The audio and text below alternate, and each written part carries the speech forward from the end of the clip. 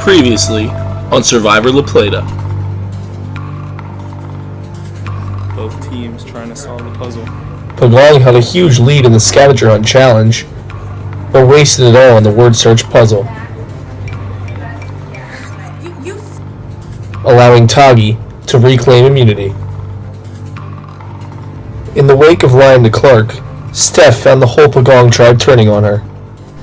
I thought I could play to that and convince him logically, rather than just manipulating logically, that what I wanted aligned with what he wanted in this game. And I think it would have worked if the girls hadn't fucking told Nosheen, and they're like, it's fine, it's fine. I was like, alright. So basically, I'm not sure I'm going home today. But at the last second, Nick switched up the vote. I'll take out Victoria, take out some stuff power. So, that's what we're gonna do. A man's gotta do what a man's gotta do. And Victoria was sent home in a total blindside. 15 are left, and only one can claim the winning prize. Who will be voted out tonight?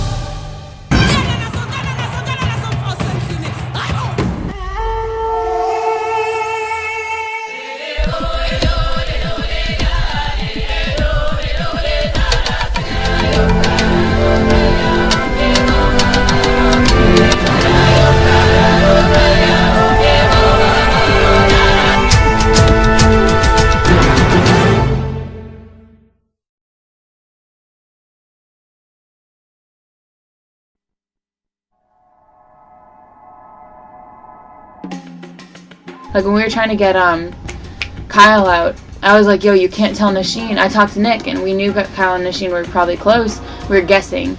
And I was like, alright, I gotta go convince Kyle to vote for Nick. I made this whole, had dinner with him, lied to his face for like 10 minutes. And so I told Colleen and Victoria to get Nosheen on board, but not to tell her. I told him to tell her to vote for Nick, because we couldn't risk her telling Kyle about us getting him out. They were like, no, we told Nosheen, she's fine with it. And I was like, alright. And Kyle found out and like was like, yo, I heard you were coming after me, blah, blah, blah. And then Victoria went home. I thought it was going to be me like 100%. And then Victoria went home. A lot of my strategy is riding the fact that Steph will be a target. If I keep her around, she'll always be a target, ahead of myself probably. Because people envision her as manipulative. I didn't know how I was going to play because I think people put a lot more emphasis on who's seen the show before. Like, I didn't do anything. Kyle and Steph pretty much hate each other. I'm basically the linking piece that are preventing them from voting each other out.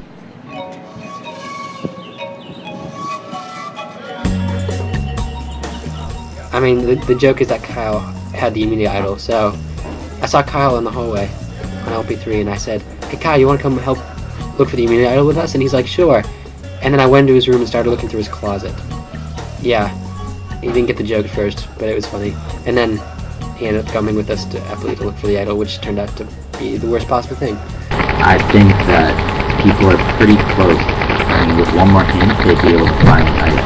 What I would do is I'd hide it where the original idol was, I'd make a fake idol, and I would make sure that the person I wanted to find it found it. I'd make sure it would be Nick or Steph. Well, essentially what happened is that after Clark was bitter about voted out, he was like, yeah, the idol was probably in the plant right next to the mangosteen in the smoothie place. And I was like, oh, who would have guessed? And then later that same day, I went down and searched for it in that plant and found it.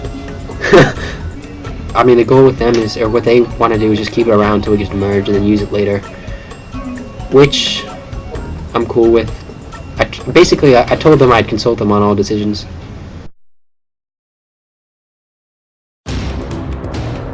The next challenge the tribes faced was a bit of Survivor newlyweds. The tribes had to find out how much they knew about each other. They took a quiz, which had questions about each of their tribe mates. And each question they got right gave them a toss into a bin, with the tribe with the most tosses into the bin winning immunity. Continuing the back and forth nature of the game, it was Pagong this time that escaped on top with a narrow win. Now Tagi faced Tribal Council again.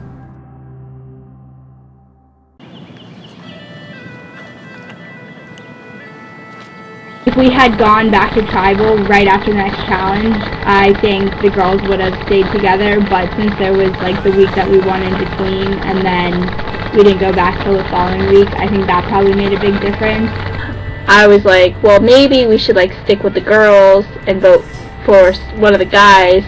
The girls have a lot of mental, like, they had a lot of scheming going on.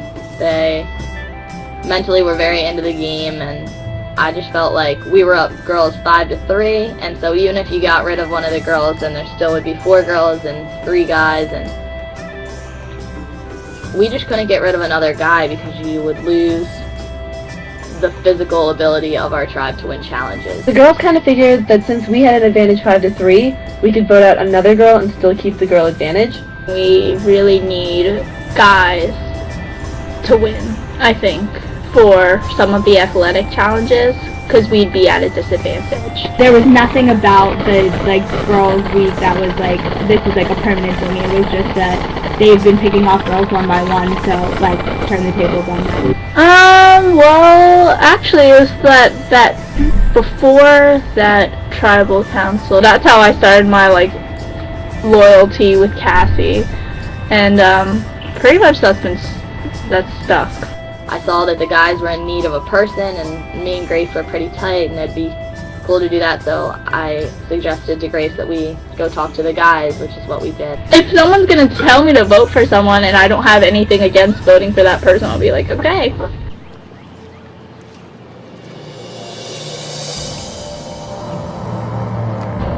A lot of these tribals have been going down to the last minute, a whole bunch of just like alliances being made. People are texting each other all the time, like, yo, who are you voting for? Do this, well, spread the votes somewhere so it doesn't look like we're together, or something like that. You know, like, a whole bunch of different tactics to try and get people out.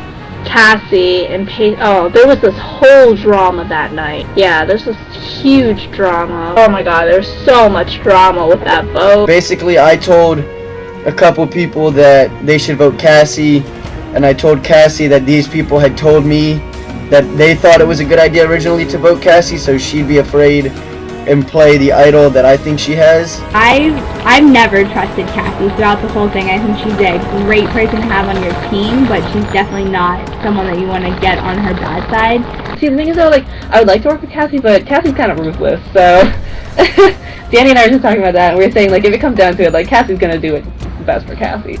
And then people went to Cassie and already told her, like, listen, Danny actually texted me first and said he wanted to get you out. So yeah, I've definitely had my run-ins with the he said, she said, and my word getting passed around to other people and people getting upset about it. There's definitely the potential that it could backfire, but I'm just having fun with the game. If I don't win, I'm not going to be that upset. And Danny sent this like elaborate text, like, look, like, I've been backstabbed, like, like, you guys are the only people I trust in this game, like, I need you to stand with me tonight on this vote. I was like, okay. You know, because Nicola had backstabbed me earlier on and convinced me that she was working with me, but ended up voting for Doug, you know, I got everybody organized against her to get her out.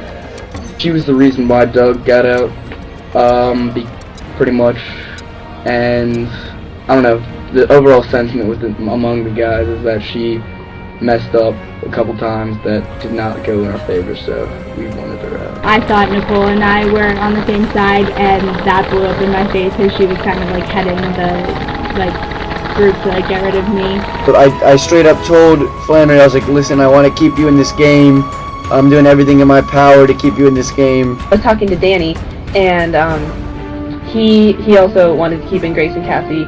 He said he was kind of like, didn't really care between Flannery and Nicola. I sided with Nicola because I owed her. I remember Alan approached me, or Alex. I think they both approached me. They're like, who are you going to vote? So I told them Flannery. Cassie told me that she was still going to vote Flannery, and I didn't really know what Grace was doing, but I assumed Grace would do whatever Cassie was doing, because I was kind of talking to Grace through Cassie. I just kept getting text after text, and I just like didn't understand. Like, one text would be like, vote for this person. The other text would be, vote for this person. And the other one's like, this person just stabbed me in the back, vote for her. Like, I just got so confused. I was like, what is going on?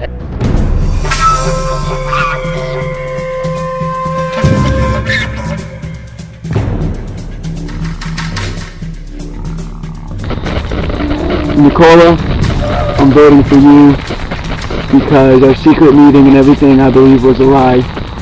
Thanks for playing the game. No real particular reason. It just ended up being you. It's a numbers game. Sorry, girl. Love ya.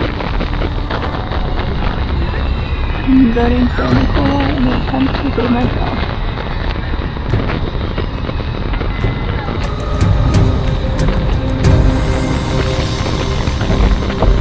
Hey, I'm gonna get out of it's really nothing personal. So sorry.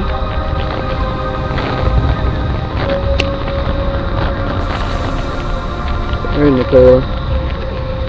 Who's writing this, dude? Who's writing this? So, I've grown to really like this person a lot as an individual and as a competitor. I think she's a really sweet person, and I don't really want to vote for her, but she's a schemer and she's definitely a threat, so sometimes this is how it has to happen. Sorry. I'm sorry. Nothing personal at all.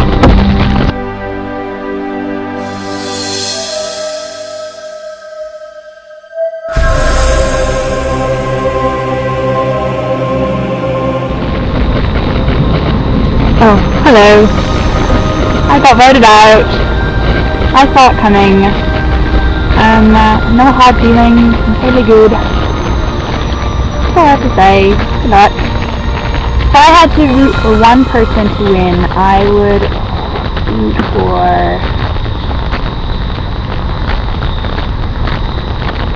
Danny. Next time on Survivor La Plata. With the tribes dead even, an unexpected tribe swap throws the whole game into disarray. I was literally shocked. WTF, like, what? I didn't see it coming. Like, my ass got saved.